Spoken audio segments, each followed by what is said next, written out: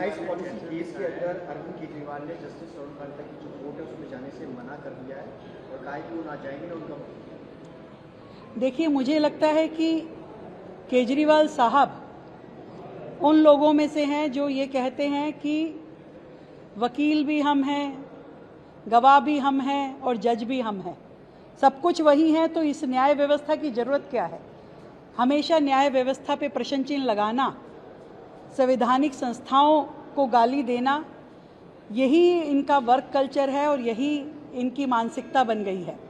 जिस तरीके से दिल्ली में वो व्यवहार कर रहे हैं कि मैं कोर्ट नहीं जाऊंगा, आपने एक न्यायमूर्ति पे जो इल्ज़ाम लगाए, जो सवाल खड़े किए, क्या ये आपको शोभा देता है? एक कल्प्रिट, एक गुनहगार जो कि शराब घोटाले में लिप्त है, जिसके ऊपर इतनी बड़ी चार्जशीट है, वो व्यक्ति न्याय स्तंभ पर आवाज़ उठा करके कहे कि ये मेरे खिलाफ कुछ निर्णय ले सकते हैं और उसकी उस सोच के साथ में जज बदल दिया जाए, कोर्ट बदल दी जाए और वो अपने आप को कभी गांधी कहते हैं और कभी भगत सिंह कहते हैं। मैं इस पे भी आपत्ति दर्ज करना चाहूँगी कि हमारे देश की इतनी बड़ी हस्तियाँ, महात्मा गांधी, हमारे सरदार शहीद आज़म भगत सिंह जी, उनसे अपने आप को कंपेयर करते हुए जिस तरीके से ये व्यक्ति अपने आप को उपाधि देते हैं, ये सच में बड़ी शर्मनाक बात है। एक तो जिसे कहें कि एक तो चोर और ऊपर से मचाए शोर, कि शोर मचा करके अपने आप को वो ये दिखाना चाहते हैं कि वो बेगुनाह हैं।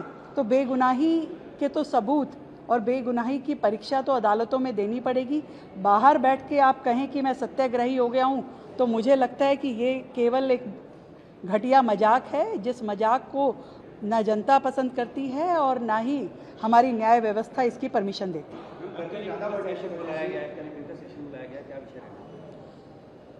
देश की सभी महिलाएं इंतजार कर रही थी कि 33% रिजर्वेशन शायद इस लोकसभा सदन के बाद हमें मिलेंगे, परंतु वो नहीं हो पाया।